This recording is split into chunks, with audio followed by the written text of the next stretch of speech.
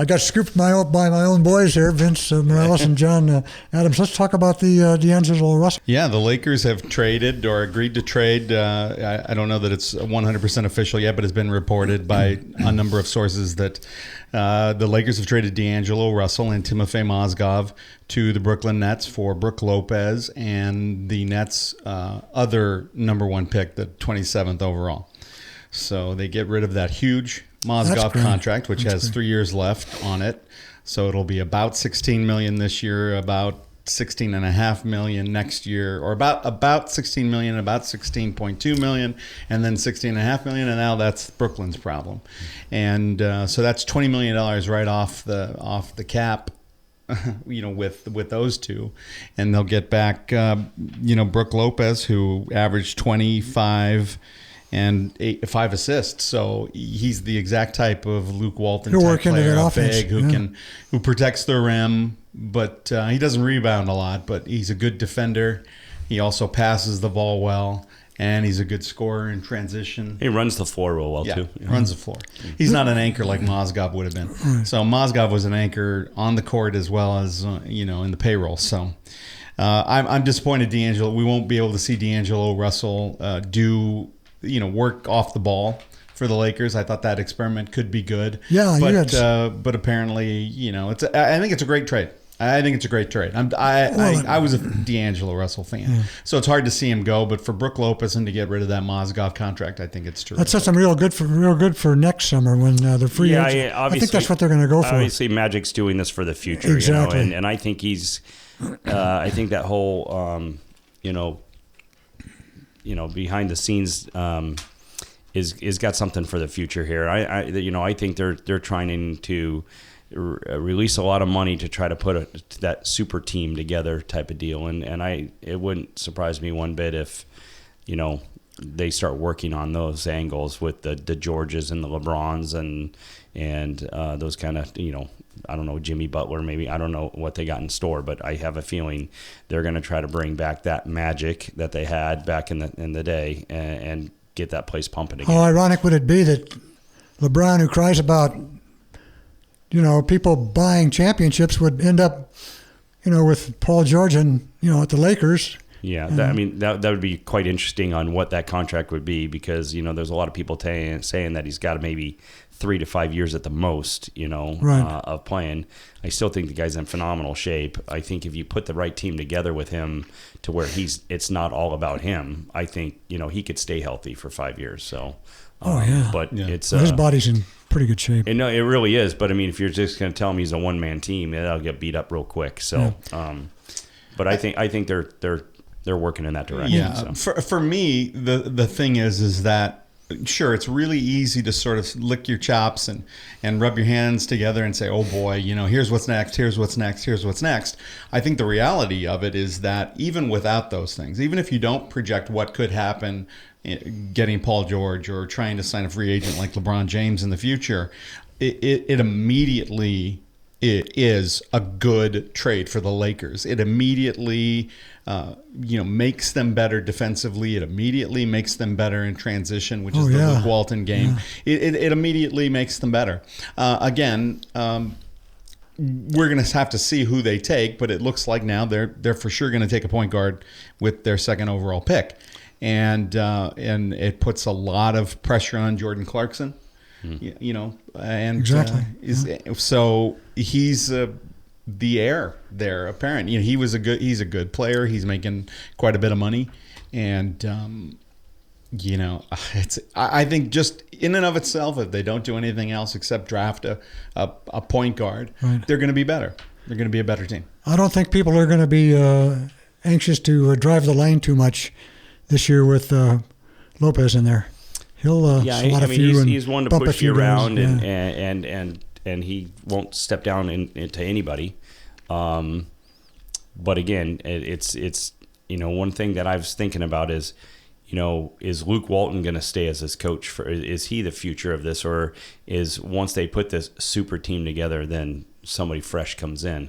I hope he's not the blunt of it all. To be honest with you, I think he's putting in his time, and like Vince said, he has a way of running his team, and I hope that they at least give him that chance. Well, the players love him too. He's a player. the He's a players player's love coach. You know. Absolutely. I don't think the Lakers, went out and got a young coach to not keep him around for a while. Exactly. I know Magic likes him, loves the idea of what he was able to do and learn in his time with Golden State.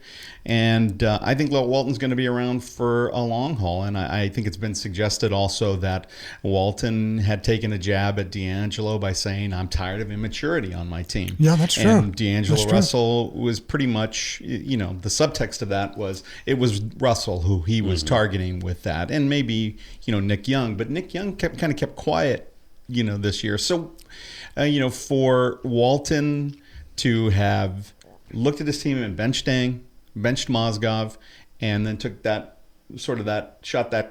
shot across the bow of D'Angelo Russell. I think this is his team, and Magic and Rob Pelinka are saying, "What do you need? What do you need? How do we make this team better?" And a guy who protects the rim, who is a great passer and good in transition, like Lopez, to take over. That's an improvement. How old is he? I was 30. Early Yeah, 30s? he's probably been in the league about 10 to 11 years, Yeah. something like that. Several years. I don't know exactly his age, but again, and also now the Lakers have 3 first-round picks. Yeah. Yeah. Second overall, 27th and 28th.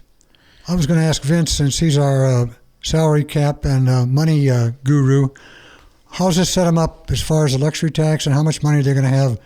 Do you estimate they might have next Well, next summer? it's a wash because Lopez has $22.6 million remaining on the final year of his contract. Okay. And that's essentially what they've traded away. Yeah, that's a plus. In Mozgov and Russell.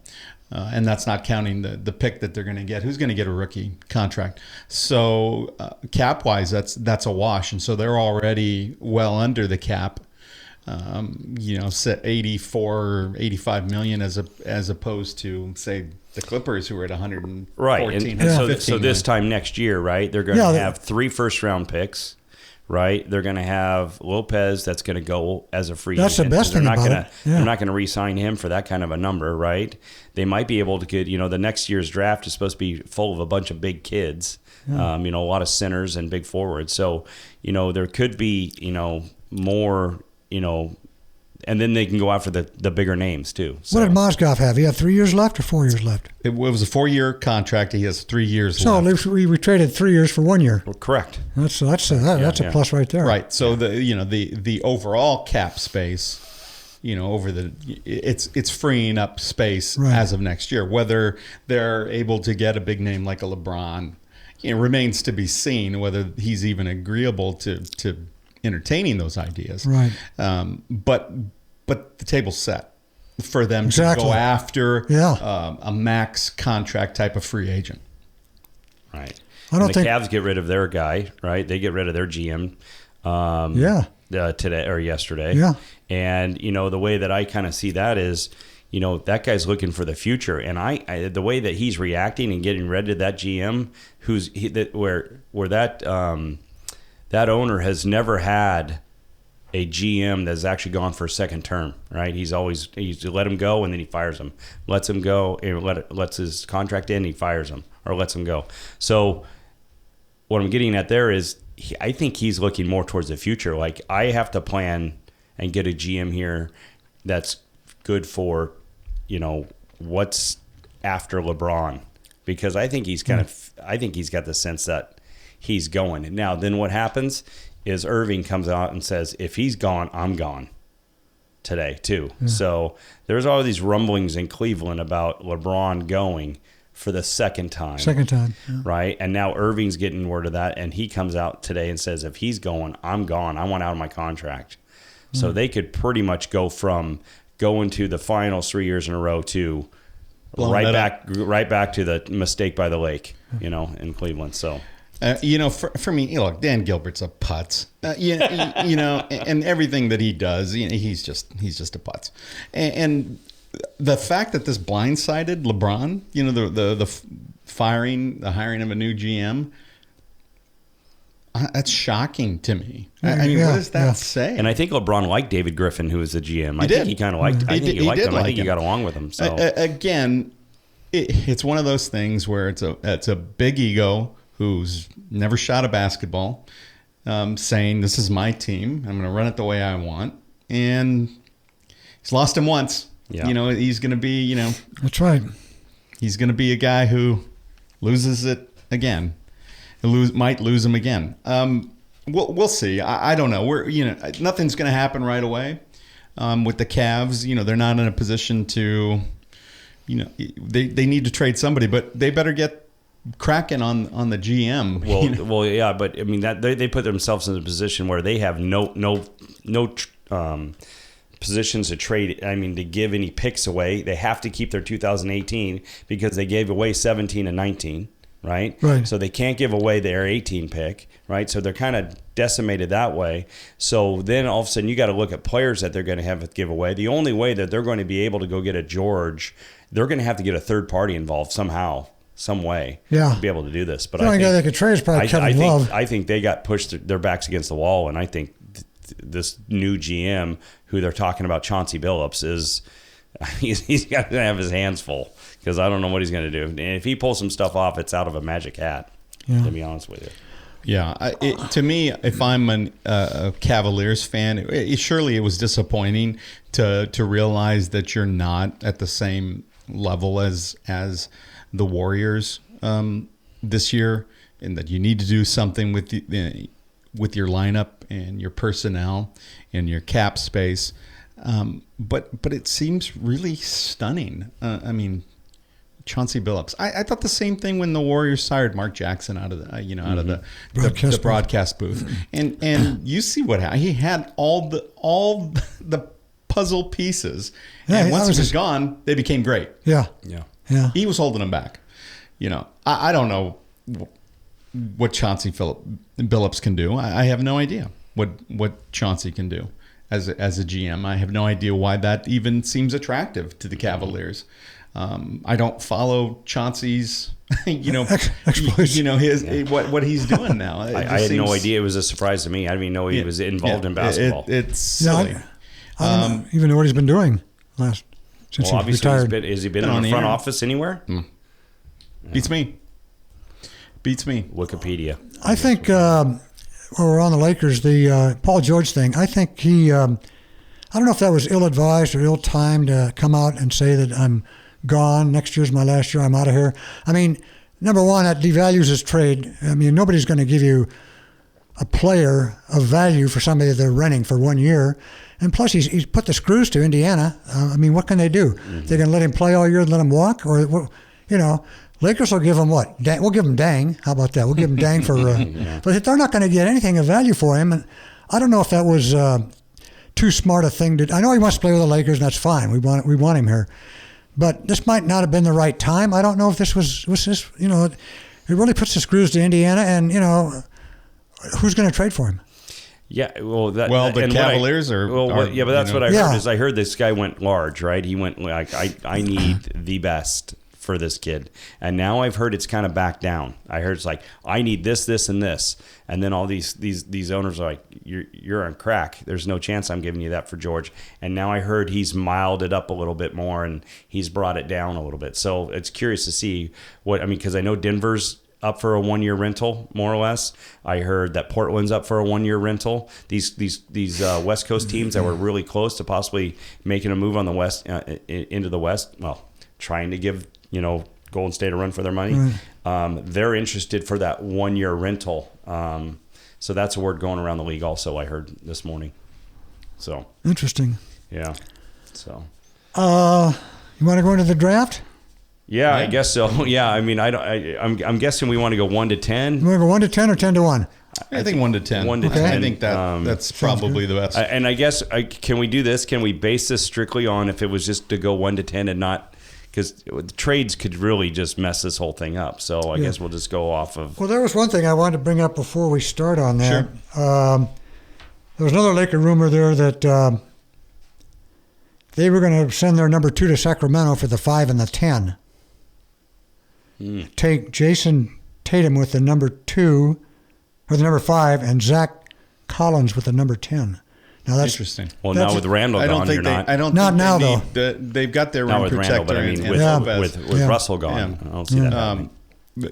Exactly. They don't have a point guard. that happened before this. They don't have a point guard at this point. But I can see that. I know that they were looking for more picks. And again, it makes you wonder because the Lakers are a very young team.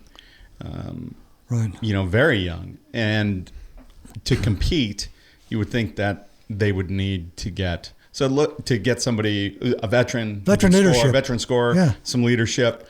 You're not going to get that by stockpiling picks. Those picks are currency for getting somebody else. So it seems like that's what they're trying to do. But this trade changes that thinking. Though I still think that they are looking for picks, but not at. I don't think. Again, the value of that pick, it's one of the things the Celtics decided.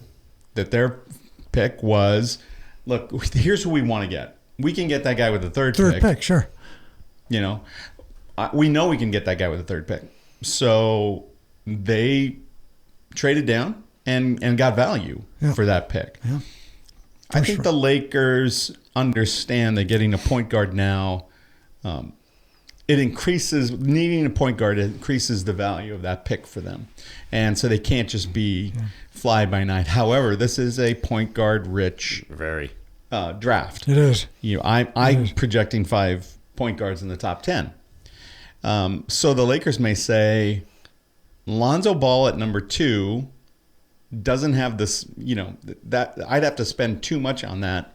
Why not trade it, take a point guard later, one of the other 5 point guards down the road later in the draft, and also get something else for it. They might still do that. But they're still, I think, going to pick a point guard. Do you think there's going to be the Lakers are going to do some more trading before the draft? Now that they have the 3 well, I mean, the picks? only guy I think that they had out there that was a rumor mill was Randall, but I don't know if that's the case anymore. I thought I'd heard possibly a Randall and one of their late picks to somebody to move up, but after I started reviewing more or less this draft, these teams need a top 10 pick. I just don't see. Maybe Dallas. Dallas might be the only one because it's Cuban and he's kind of a loose cannon.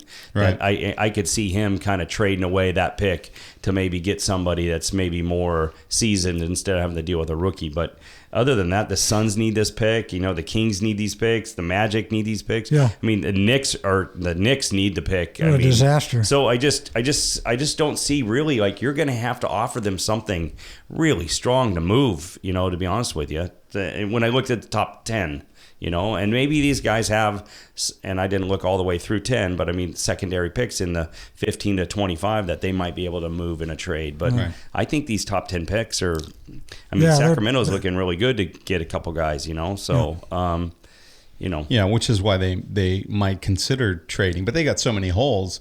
It doesn't, unless they can get somebody who can fill that hole by trading one of those picks, they might just as well, pick somebody to stay in there. So before we go on into the draft here, there's one thing I'd like to discuss, and obviously it's Fultz is going to go to number 1, right? I think we all agree. I'll agree on that. Okay.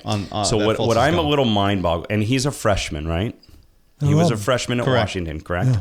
How does a kid from Maryland go to Washington, win 9 games, and all of a sudden become the number 1 pick in the NBA draft? I'm a little mind boggled by that. I just don't understand. If this kid is that good and he's out of Maryland, how is he not going to one of those strong teams, the Duke, the North Carolina, the Maryland, right in the ACC somewhere, to even Georgetown, to somewhere around his. He goes all the way across the country into the Pacific Northwest and plays for a team that's mediocre not very good in the Pac-12, and he only wins 9 games, and that's your leader of your team. So there must be something in this that I would understand. I would think that he lacks a little leadership. I don't know. And you're asking him to go be your superstar point guard. I don't know. I was a little thrown back by that, and I don't know what you guys thought about that. Well, maybe he thought, staying in the ACC, he might have got lost in the shuffle there. I mean, that's pretty good basketball. He can go out to Washington, like you say, a bad team, but at least, it's almost like it's more about me than the team. I mean, he did the best he could do. I mean, he got the numbers. He jacked up his stats. He might not have been just a 10 points a game guy in the ACC, and drafted 13th or something. But being that I'm, I don't know. I'd rather maybe pick a guy that's ran a really good program, Right. as a point guard at Duke or a point guard at North Carolina or something like Kansas, Right. and he ran a great team. I don't care if it's for 1 year, but he learns how to win, and he knows how to deal with really high end pressure situations. He knows how to deal with going far in the tournament. I think I'd get more out of that, but there must be something about this kid that's Because just about phenomenal. every mock draft you look at almost has. No doubt about it. Every number one you one. look at, he was one. He is an absolute talent. I think he's a can't miss. I think for the Celtics, they just said, look, we've got Isaiah Thomas, and we can. It's not the same value. If we do want to get another point guard, we can get that elsewhere. There are other players in the draft. Markelle Fultz is a real deal. I watched him play. He is a better player than Lonzo Ball. He may not be this glamorous pick, and I don't know the reason why he came. But he is every bit the consensus number right. one. Okay. He was injured much of this year. And I don't think there's any red flags. I mean, there's certainly not Josh Jackson type of red flags on this kid. Right? No, This is how the draft goes. But how does Washington get this kid if he's the real deal? How does any pack? How did USC get any of their guys? How did they get I don't know. I just think if he's the real deal, I mean, the Dukes are going after Maybe him. maybe they were. Of course they were, but he was going to be able to play in the every minute that he wanted to. He was hurt this year as well. We haven't seen the best. I'm not disregarding his talent at all. I was just a little shocked that he's in the heart of where a lot of big time basketball is, and he goes all the way to the Pacific Northwest to play basketball. You can ask the same thing about why anybody would choose to play at Gonzaga. Right. That's a good point. And again, most of those guys, Gonzaga really hasn't had a guy who's come out and been a consensus overall number one. Adam Morrison was a bust. Mm-hmm. There are guys, Nigel Williams, coming out is probably one of the best players in Gonzaga history. And is he even a first rounder? Yeah. Likely not. I don't know. It just depends. But the Pac-12 is good high flying conference, and Fultz is a real deal. Right. Fultz is the real deal. I just it was on my mind. I just thought I'd throw it out there to kind of see, what you guys thought about it. So it was just a little. Yeah, no red flags for me at all. Yeah. No red flags for me at all. He's the consensus guy. He is a superior point guard talent. He's a scorer. He's. Yeah, you can watch him play and just go, that and it's guy. going to be fun to watch him in Philly because that's a very young team that's up and coming. So exactly, yeah. It's going to be fun to watch. Can't wait to watch. So I think we've discussed thoroughly our number one selection, unanimous. Yeah, I think it's absolutely clear that it's Fultz, and clear from why the Celtics traded it that he, they said, look, this is the guy we want. We can get him at 3. See, I think the Celtics looked at it and say, the top 5 kids. They're all the same. I mean, they're all, it's like you said, I got a guard here. Right. Or they said, look, I can move down to 3, get some extra stuff for possibly trades down the road, and I can still get a good kid that fits into my system and be okay with it. And I thought it was very smart by Dan. So the Celtics didn't have much to worry about. They certainly weren't worried about the Lakers taking him. So, if they had been, they probably might not have had second thoughts. But. So you're all assuming then Alonzo goes second to the Lakers? Yeah. Is that? I think it's. I'm just going to play the devil's advocate. I think it's probably Lonzo Ball. I think it's probably 95% Lonzo Ball. It was probably 90% before any of these trades happened, but they need a point guard. It's likely going to be Lonzo Ball. However, we don't know for sure If because of the Lakers still wanting to trade and maybe, you know, that they're not impressed and they're still trying to get there, they feel they need a point guard, but are they going to sit on too much? Are they going to lose too much potential value by sticking with Lonzo Ball at number 2 when they could get De'Aaron Fox or you know, a Dennis Smith or a Frank Ntilikina? You know, I don't know. It's probably going to be Lonzo Ball. Right. It's for sure going to be a point guard if they pick. Right. True. Yeah, exactly. I just think the whole UCLA, Hollywood, you got to put tickets. You got to sell tickets, which they don't have trouble doing. But I just think it's going to. I think it's perfect. I mean, Magic loves the glitter. He loves the you know, the, like you say, the star celebrity, the Jack Nicholsons and Diane Cannons, and you know, the bases would start to get restless here. It's been 4 pretty miserable seasons, so he's got to do something to. They're not, you know, I don't know whether they'll get into the 8th seed in the playoffs next year, but at least he's got to get somebody in there that excites the base, excites the fans, give them something to talk about, and you know. Yeah, I mean, as a Laker fan, Lonzo Ball going to help the offense. They're going to score. Not a great defender. Right. Hopefully he'll learn a little, but he's not a great defender, and I worry.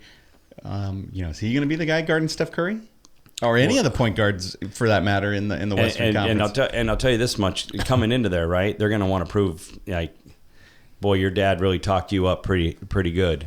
And these big time guards are going to want to go out. Yeah, they're going to work him pretty good. And it wouldn't be surprising that they'd take him behind, you know, the door and say, look, here's the deal. You're a bullseye, and you better figure it out, and you better get better at defense because, you know, these kids are going to come after you big time. That's right. And you know, and it is. I mean, these guys love to just put numbers up and start looking at the crowd and go.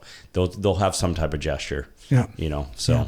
Big baller, and stuff like that. You know, one of the things, you know, when you talk about the measurables and things like that, you know, Markelle Fultz, 6'4", 7-foot wingspan. Yeah, great defender. Big, you know, takes up a lot of space on defense. Lonzo Ball, 6'6", 6'8" wingspan. So 2 inches taller, but 4 inches less wingspan. Yeah. And he's going to have to move his feet and get better. But when you're a point guard and you're running the offense, you need to be fit. Mm-hmm. You know, you need to be fit. You need to either guard, and if you're 6'6", you may be guarding their shooting guard. Mm-hmm. You know, their shooter. Right. In addition to a small, fast point guard. I worry a little bit as a diehard Laker fan that Lonzo Ball isn't the complete package. That's my only reservation. Well, he came into those 2 workouts not in the best of shape. I don't think the Lakers were too thrilled with his physical. And they expressed that just to let them know. Like, and what's funny is he went and worked out for Philly real quick. Yeah. Because, you know, he's kind of, that's what I loved about the whole Magic. They haven't promised him anything. Yeah, they have not. And they said, hey, we got to look. And they brought in Josh Jackson again. They're like, yeah, you know, this kid's looking pretty good, you know, and they just made him think, you know. Yeah. But I agree with Vince. It's going to have to be a point guard. And because of just what happened with the Russell situation, you're now committed to a point guard. And I would, you know, the way that he passes the ball and dishes the ball, and I think that's probably going to be the direction he's going to want to go. I like the fact that he has good vision on the floor. He can get the ball to open guys. Yeah. He seems to be able to get his players into a scoring position.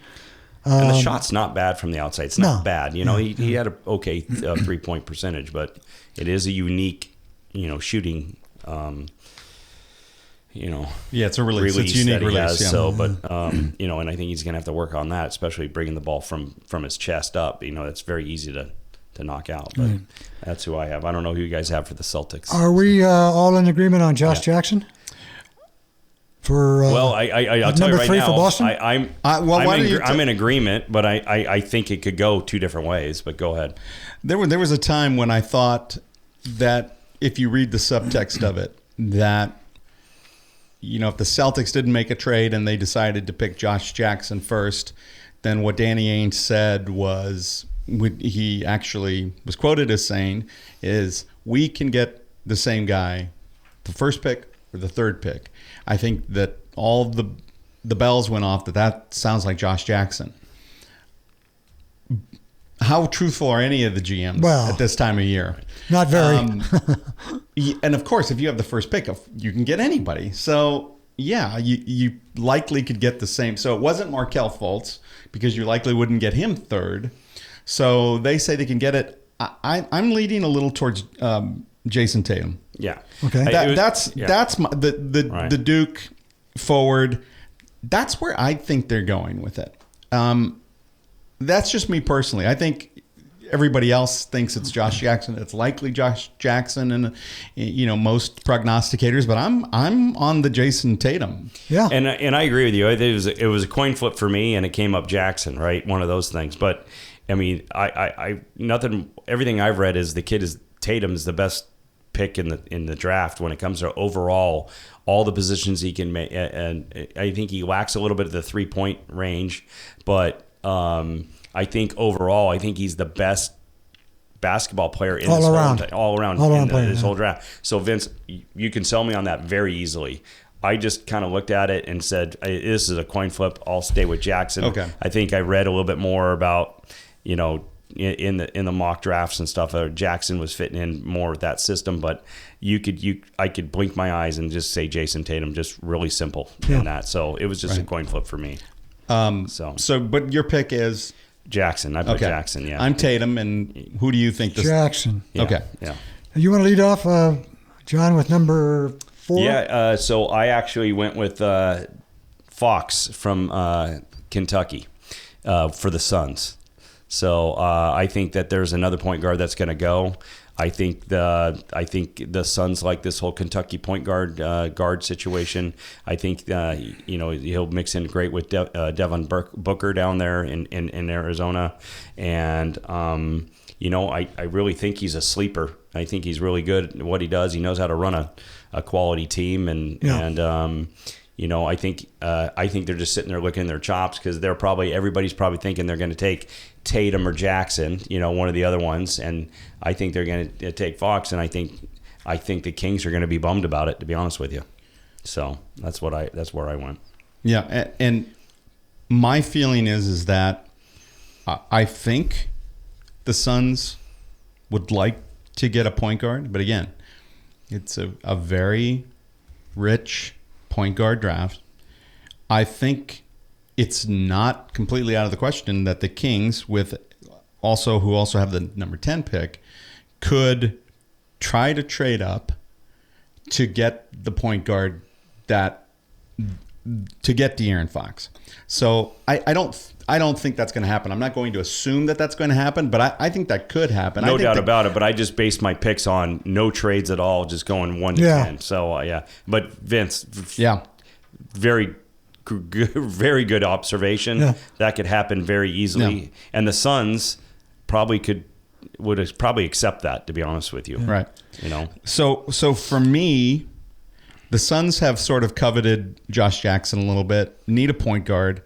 I've been waffling back and forth on that pick, whether it be the Suns taking Josh Jackson there or De'Aaron Fox. I've finally landed with you on De'Aaron Fox. I'm saying don't be surprised if the Kings trade up and they get De'Aaron Fox, and then the Suns end up saying, look, yeah, we'll take Josh Jackson at 5. Yeah.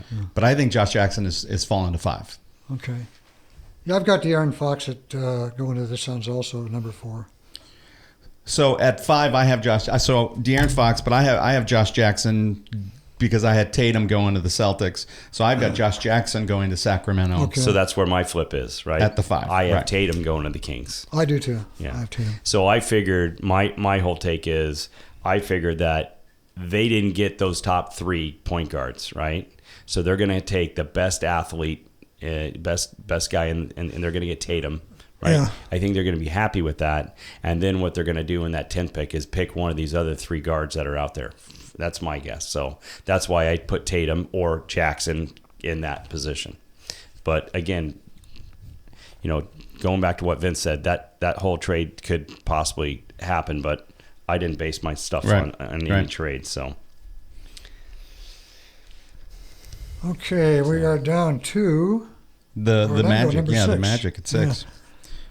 What did I do here? I took Jonathan Isaac. Yeah, it looks like everybody, the Magic are sold on this guy. I think They're that's gonna the get him. consensus. He's Yeah. the best defender in the Right. draft. Yeah. He fits. He's from Florida State. He It's a keeps him in natural. the state of Florida. You know, 6'10" big with the 7'1" wingspan. He's by far the best defender. I agree with that. I think the general consensus is that the Magic will get him if he's still there. Would anybody else? I think the needs of everybody else there. I think it's one of those things when the draft starts, they probably already got it inserted. They know they're going to get him, you know. So, I don't know. You know, the Celtics are sort of a wild card, you know, since they traded down. Yeah, You know, they've got some options. but I think I think the Celtics are going to use any of their stuff for trades for guys that are already in their prime or already ready to go and have shown that they belong in the NBA. I don't think they're going to trade down to pick anybody. I think they're going to, if they trade anything, it's going to be future picks for somebody big, Somebody established. you know. Yeah. So I think we all agree it will be a surprise if Jonathan Isaac does not go to the Magic at 6. then from here on it starts to get it becomes very a interesting. lot of coin right? got a lot of coin flips here. Yeah. So What do you do with number 7 there, Vince? I think the T-Wolves will take a shooter, and the guy who's kind of considered one of the better 3-point shooters, Malik Monk from Kentucky there. Okay. You know, smaller, but a shooting guard. Probably not going to get a huge amount of defense out of him, but I think that's where the T-Wolves go. I actually went with the kid from Arizona. I went with them getting the 7-footer. Markkanen? Yeah, Markkanen. And just trying to build their, they got Rubio and the other couple. Yeah. The one thing that's the issue there is Chris Dunn. Their guard that they got out of Providence, I think it was, or Princeton, or I think it's Providence. He didn't have a very good year this year. So and I thought one of the guards might have slid up into that spot, and that possibly could happen. But if they decide, hey, look, Dunn's our guy still at the guard position to help Rubio out, then I think they're going to go big. So I just went with the kid from Arizona. Yeah, I went Markkanen also. Okay. Number 8. This is interesting because the Knicks. So they've been threatening to move Carmelo, and they've been starting to consider moving Porzingis. Now they're entertaining offers for Porzingis. So if they're, would they turn around and in my draft, Markkanen's still available. Would they trade a Porzingis and get a guy who's sort of similar? Markkanen's not a defender. He's an offensive. He's an offensive threat. He is a stretch 5. It's at 7 feet. He's apparently got a shorter wingspan than you would expect for a 7-footer, but he can shoot the 3. He can pick and pop. I mean, he's. I don't know that the Knicks would trade. So, it's interesting. So I think it's very interesting to think that they could move Porzingis, but I don't think they are. Yeah. But I think they need everything. I mean, you can just they're disheveled, right? They just need everything. I have actually Monk going there. Okay. So I think they just need more offense there. And he's a 39-40% 3-point guy. Yeah. So that's where I have him going. Yeah. And I just think but they wouldn't shock me if I don't think they're going to go after a big guy because I think Porzingis is there. Yeah. But they wouldn't shock me if they took a guard. They're going to shock me if they took a shooter. Anything. I just think they're going to throw it all on the table and go, who's our best guy that's available, and they're going to take it. But I think Porzingis is there to stay. Yeah. I think they're just throwing it out there just in case somebody bites. Yeah, well, Porzingis was unhappy, so he walked out without having an exit interview. Right, He that's declined true. his exit That's interview. He's not happy, and Phil Jackson just seems like a doddering old man now. The way he's antagonizing Carmelo, and then sort of antagonized Porzingis, And that's the other reason I did actually take Monk, because if Carmelo goes, who's their shooter, right? And they get somebody for him. I think it's likely that everybody just stays. My pick for the Knicks there is a point guard, Dennis Smith from North Carolina State. like I said, I think that in the top 10, there's 5 point guards going. Yeah. And I think that once Fultz and Ball and Fox are gone, Smith is the next best guy.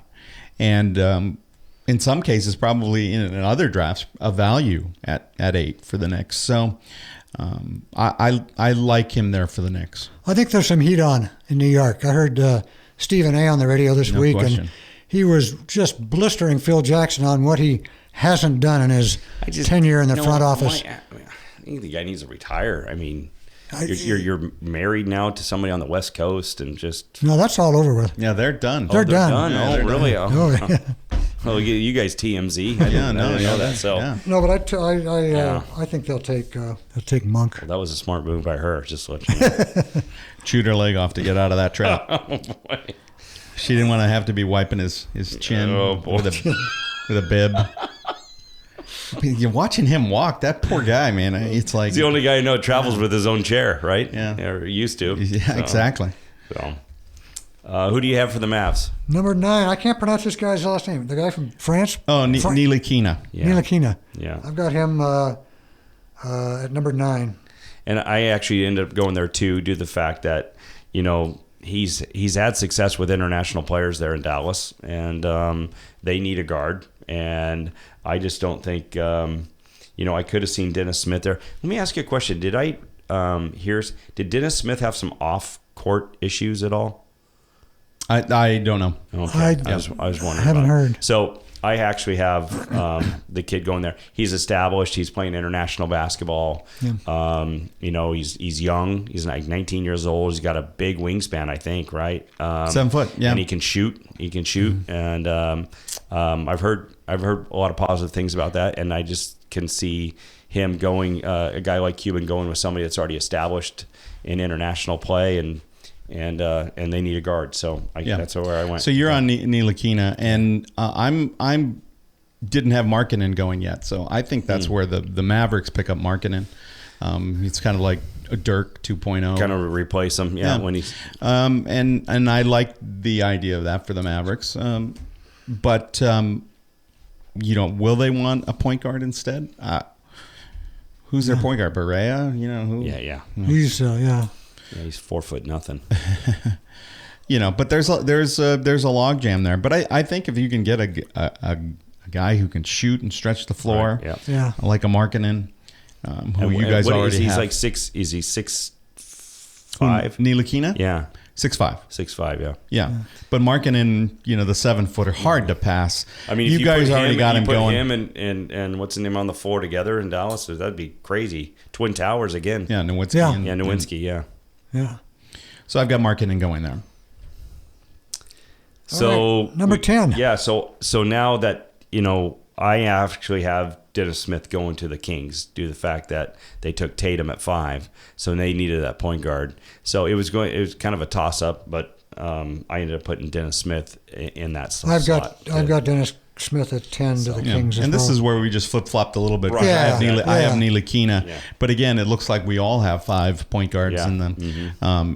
And Well, I actually thought about Zach Collins also in that spot in Sacramento, but I decided, they were so anxious about getting a guard in the 5 spot. So I'm like, they're going to want a guard in these first 2 they're a little picks. disorganized, I think. So because I didn't give it to him in 5, I gave it to him in 10. So Zach Collins is young, not huge. It's going to be a little while before he gets some minutes. I've heard projections where he could easily go in the top 10. I don't think so. I think he's going to not fall, but I think he's going to be he won't be out of the top 10. Right. do you think he could fall to 27? No. No? Okay. No. All right. Absolutely not. You guys have any ideas on the Lakers' 27th or 28th pick, whichever one it is? Yeah, geez. TJ Leaf, maybe? Another UCLA Maybe. Bruin. Maybe. I don't know. They've worked out a lot of people. Yeah. I mean, they have worked out a lot of guys. It's probably going to be a shooter. That's what I'm probably guessing. somebody that can fit in that 2 guard, right? Yeah, or or forward or shooting forward. yeah, or a 3. Yeah.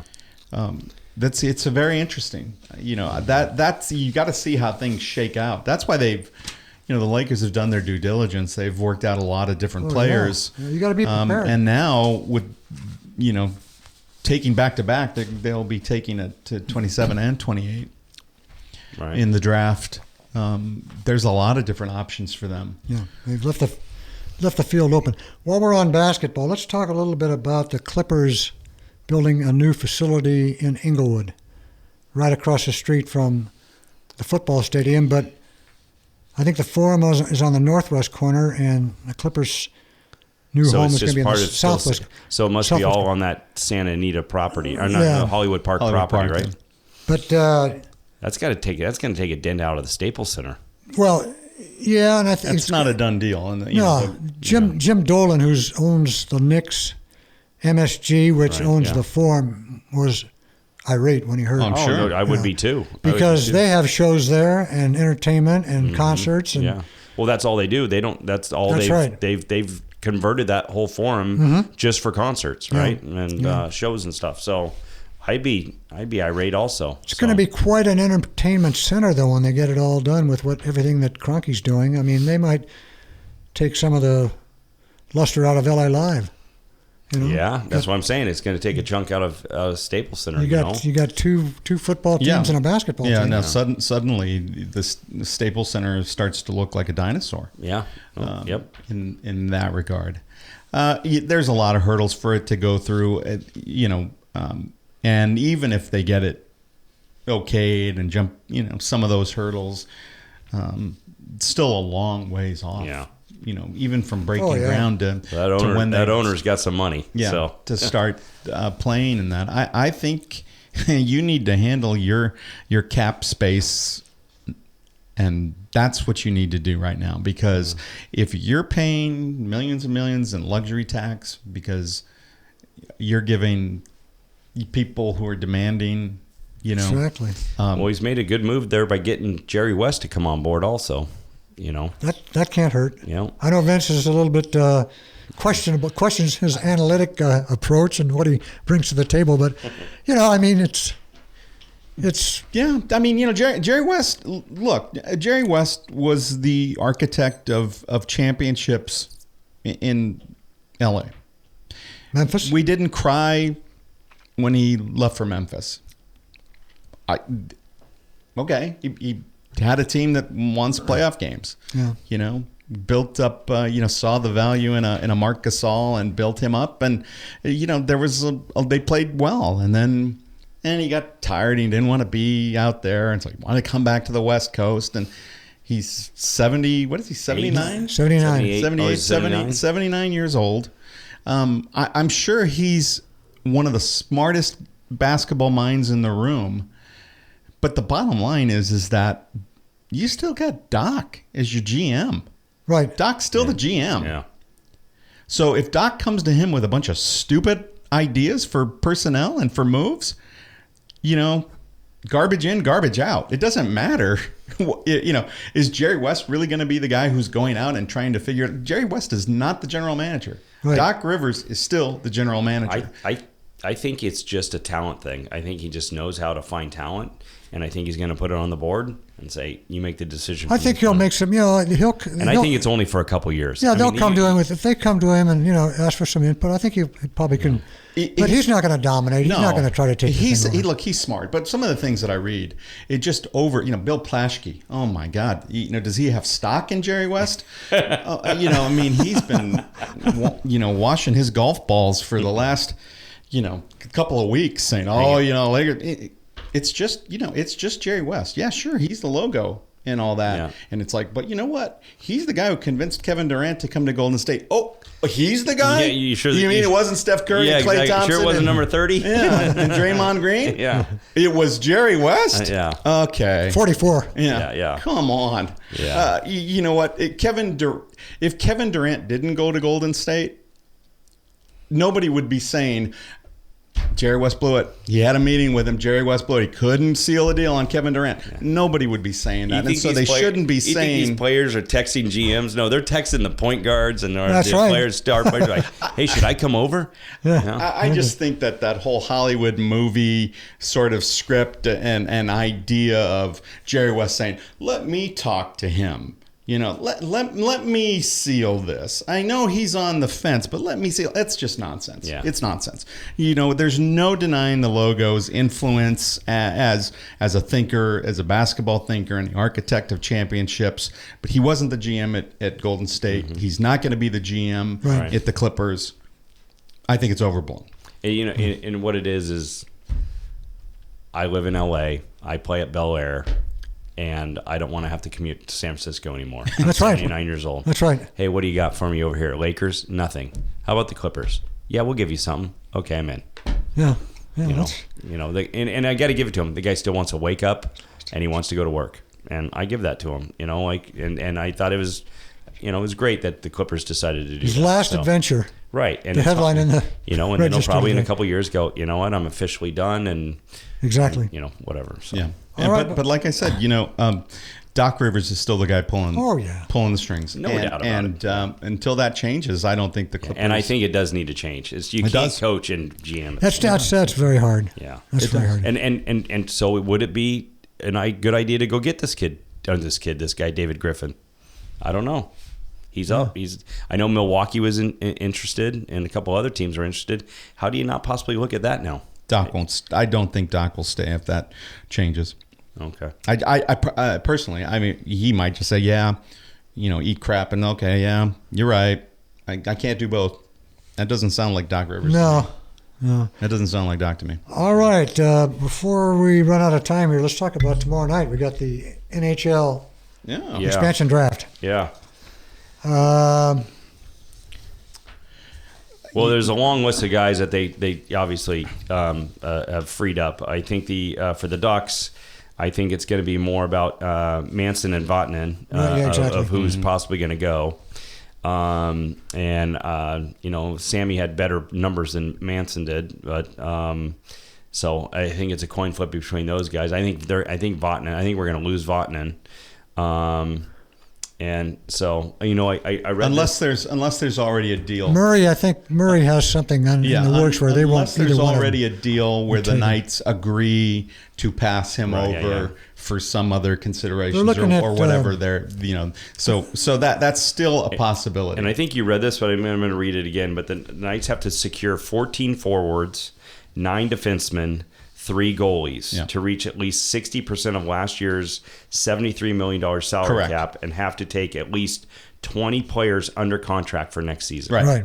Yeah. Right. So that's the first of all things. Right. So. Which is why a guy like a Vatanen might be attractive if they don't already have the deal to pass him over. I think they're looking at Shea Theodore. Because, like I say, I think. Murray might have a deal already in place with Vegas not to touch those two guys. Did you see Brown on that list? I think Brownie's on the unprotected list. Yeah. Brown and Gabrick. Yeah. Fleury. I knew it. Yeah. I knew it. He was going to be one of the 3 goalies. Yep. I knew that right off the bat. He showed he had it was a great time for him to shine, and he got it before Murray came in, and I think that was they just ate that right off the bat. Yep. I knew Fleury was going to be. Yeah, and again, all of this is they can still make deals with and get more value by not being able to. Yeah, and I read some certain things. I think with the Predators, I'm not the Predators, but the Columbus Blue Jackets. Yeah, they're going to give them the 27th pick, the Knights, and secure a player that they were very interested in. So I didn't want to write all these names because I knew we were going to have short time after this NBA stuff. So, but I just I didn't know. I didn't read too much on the Kings on who you thought would be going there. Well, those 2 contracts are,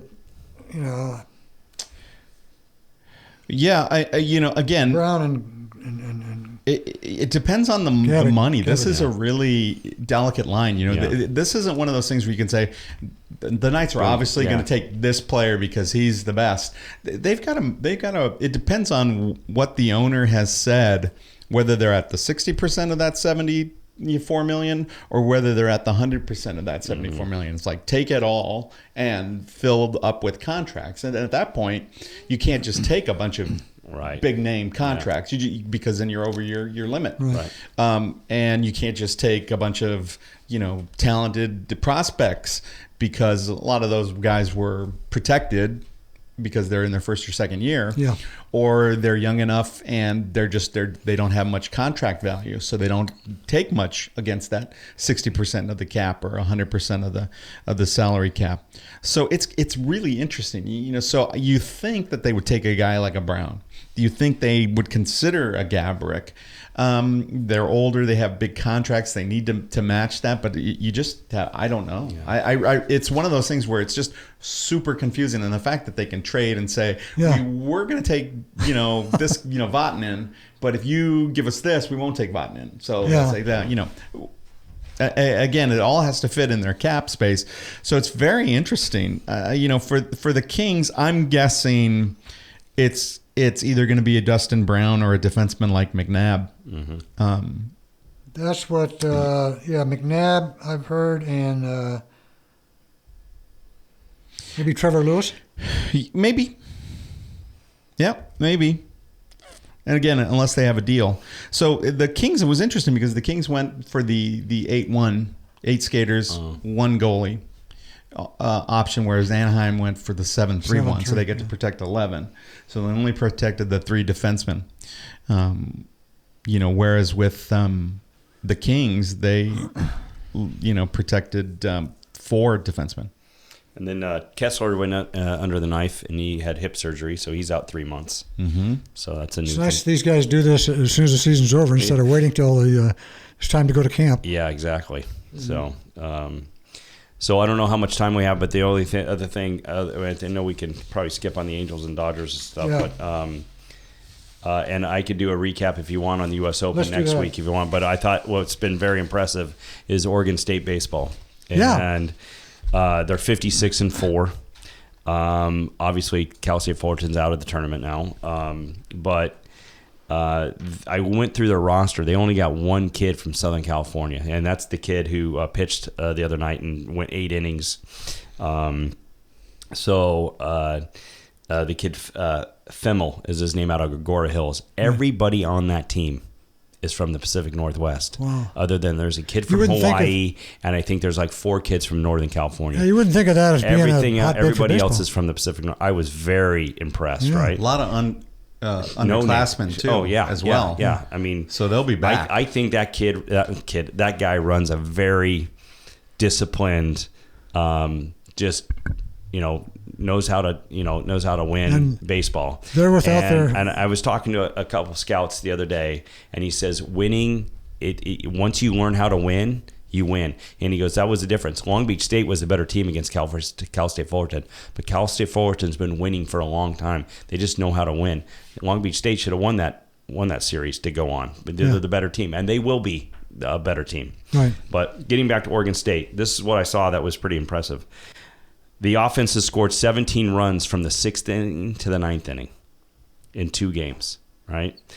In their pitching, they've only used 5 pitchers in 2 games. And the kid Fimmel went 8 strong the other night. Plus, they have 0 earned runs in 6 innings from their bullpen, and their bullpen has only given up 2 hits. And their total pitching have given up 5 hits, 6 earned runs in 2 games.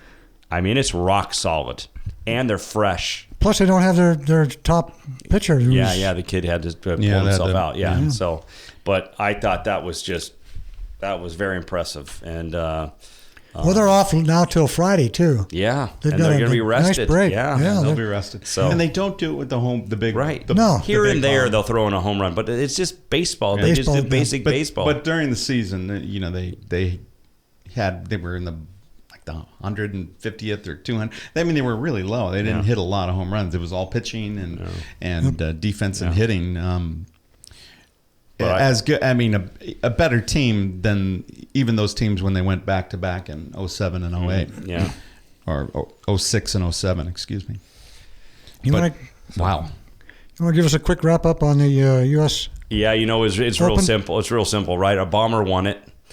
The USJ is not happy that 16 under won.